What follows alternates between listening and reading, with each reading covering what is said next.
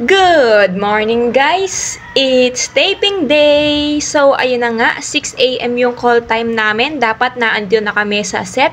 At ayan, pagdating nga namin dito ay pinakain muna kami. Di bali ito nga pala yung aming tent. Ayan, yung mga talent din yung kasama kong yan. At first time kong magta-talent guys.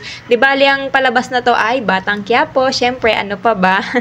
At para nga sa video ngayon guys, ay ipapakita ko sa inyo kung ano nga ba ang ginagawa namin behind the scene dito sa taping. At ayan na nga guys, ito yung mga tent dito. Di bali ito yung tent namin. Tapos yung dalawang tent doon is tent ni Direk Coco at ni Ibana.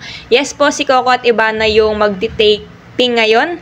Kaya ayan, medyo swerte tayo ngayon kasi unang salang ay sila agad yung ating artist. At after mga 1 hour nga guys, natenga namin dito sa tent ay dumating na din si Miss Ibana Alawi. Grabe, nakita ko na siya in person pero grabe yung malapitan mo siyang makikita. Talagang matutulala ka na lamang. At ayan nga, nagbihis lamang siya dyan and diretso na din siya sa kanyang taping. At ayan na nga, tinawag na kami at pinagbihis na rin. At para sa ating unang outfit, naka-Nazareno tayo ngayon dahil dito sa Quiapo ang ating taping. At ayan, dito nga ako nagbihis sa bihisan ng mga artista. Di bali, ipapasilip ko lamang sa inyo kung ano nga ba yung ginagamit ng mga artista na CR pag nagtitaping sila. So ayan, naka-aircon po yung CR nila dito. Ayan, ito talaga yung CR ng artista kasi kompleto na gamit. May tissue, alcohol at yung ano-ano pa. Tapos, yung bowl nila, hindi siya totoong bowl, talagang dinadal lamang. So ayan, ready na nga tayo at tayo lalabas na kasi naghihisigaw-sigaw na doon si Direk. Let's go! Para sa unang blockings, naandito na nga kami sa Quiapo Church at kalat-kalat kami dyan kasi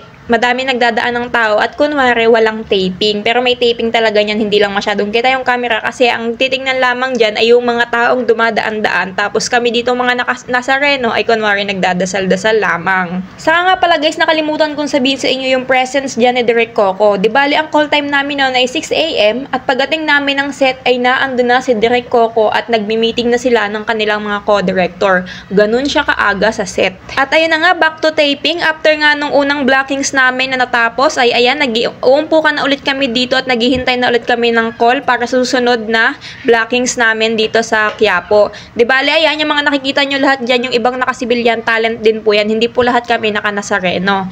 At ito na nga yung second blockings namin dito, ayan, tendera ako ng damit ni Nazareno. Di bale, dyan ko lang sa likod dadaan si Direk Coco saka si Ibana. Dyan lang sila titigil para magdasal. Oh my God, nasabi ko. Okay lang, hindi ko naman to upload agad. I-upload ko to pag nailabas na yung scene nung part na to. Sobrang nakakapagod mag-talent guys. Hindi madaling mag-talent. Titiisin mo talaga yung init, yung sikat ng araw, yung awit nung paa mo kakatayo, talagang yung hilo kakapaikot-ikot. Pero alam mo guys, yung pagod, nawawala pag nakita mo na yung artist na nasa harap mo lang, yung isang tao lang yung pagitan nyo, ni Ibana Alawi, ni Coco Martin.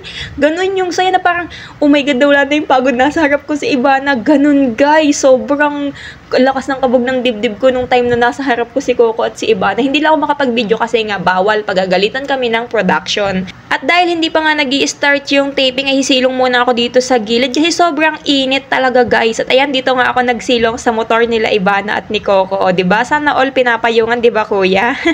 At ayun na nga, natapos na nga yung taping namin sa Quiapo at dito naman kami ngayon sa second location. O, familiar ba sa inyo yung bahay na yan?